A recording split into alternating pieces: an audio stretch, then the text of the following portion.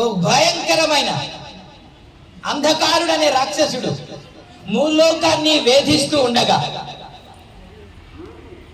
ఈశ్వరుడు తనతో కఠోరమైన యుద్ధము చేసేటప్పుడు తనలో నుండి ఒక చెమట బిందువు నేలపడి, ఆ నేలపడిన చెమట బిందువు ఒక భయంకరమైన భూతముగా ఆవరిస్తూ ఉంటే, ఆ మూలోకాన్ని ఆవరిస్తూ ఉంటే ఈ దేవతలందరూ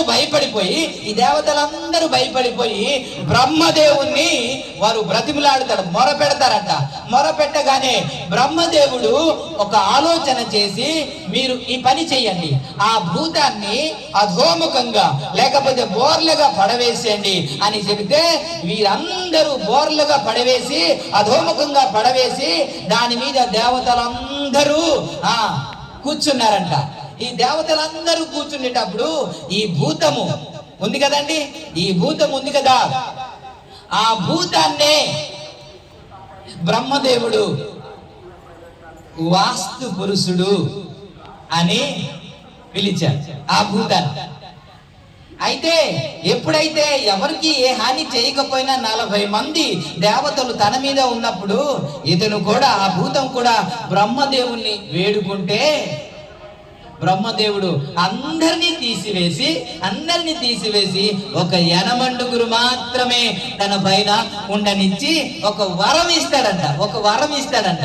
ఆ వరం ఏంటి అంటే, ఈ భూమి మీద ఏ కట్టడ ఎవరైనా సరే గృహాన్ని కట్టినప్పుడు మొట్టమొదట నిన్ను భూమి పూజ చెయ్యాలి, నిన్ను శాంత పరచాలి, నీకు నచ్చినట్లు చెయ్యాలి.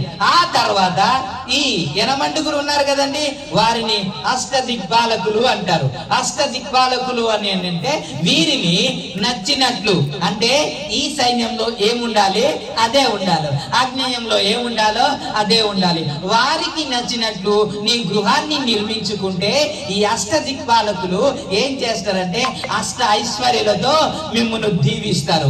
లేక తేడాగా భూమి పూజ చేయకుండా మీరు తేడాగా ఇటుది ఇటు గాని కట్టుకుంటే ఈ అష్టదిక్పాలకులు ఏం చేస్తారంటే అష్ట కష్టాలతో మీకు ఇబ్బంది పెడతాడు, మరణం కూడా మీకు సంభవించవచ్చు అని మత్స్య పురాణంలో వాస్తు శాస్త్రం గురించి వ్రాయబడింది. అయితే ఇవన్నీ ఎందుకు చెప్పాను ఇప్పుడు అని అంటే, ఈశ్వరుడు నుండి ఒక చెమట బిందువు కింద రాలితే దానిలో నుండి వచ్చిన ఆ పురుషుడే వాస్తు పురుషుడు అయితే, పరిశుద్ధాత్మ దేవుని వలన గర్భవతి అయితే ఎందుకు అది జరగదు అని నేను అడుగుతున్నాను. మేము నమ్ముతూ ఉన్నాము, మిమ్మల్ని గౌరవిస్తున్నాను. ప్రపంచమంతా మన దేశమంతా చాలా చక్కగా పాటిస్తున్నారు కదా, వారి పద్ధతిని మనం గౌరవిద్దాం, వారి పద్ధతిని మనము ఘనపరుద్దాం. ఎందుకంటే వారు ఆరాధిస్తున్నారు, నమ్ముతున్నారు కాబట్టి. మనం కించపరచడానికి కాదు. ఎందుకని వారు నమ్ముతున్నారంటే అది దేవుడు కాబట్టి, దేవుడు ఏదైనా చెయ్యగలడని నమ్ముతున్నారు కాబట్టి. ఆ చెమటలో నుండి వచ్చిందే వాస్తు పురుషుడైతే పరిశుద్ధాత్మ కూడా దేవుడు అని బైబిల్ చెబుతుంది కదా. పరిశుద్ధాత్మ వలన ఎందుకు గర్భవతి కాకూడదు, కన్యక ఎందుకు గర్భవతి అవ్వదు? ఆయన దేవుడైతే ఏదైనా చెయ్యగలడు కదా. ఎందుకు ఆయన చేతకాని వాడు మాట్లాడుతున్నావు, చేతకాని వాడు అని మనం ఎందుకు ఎటకారం చేస్తున్నాం? ఇది ఒకడా బైబిల్ అని ఎందుకు మనం విమర్శిస్తున్నాం? విమర్శిస్తే మనకు అర్థం కాదు కదా, ఒకరిని తిట్టుకుంటే మనకు అర్థం కాదు కదా. సమాధానంగా మనము చరిత్రలో ఏముందో తెలుసుకుంటే మనకు చక్కగా అర్థమవుతుంది కదా. ప్రభునామానికి మహిమ కలుగును. హల్లెలూయా.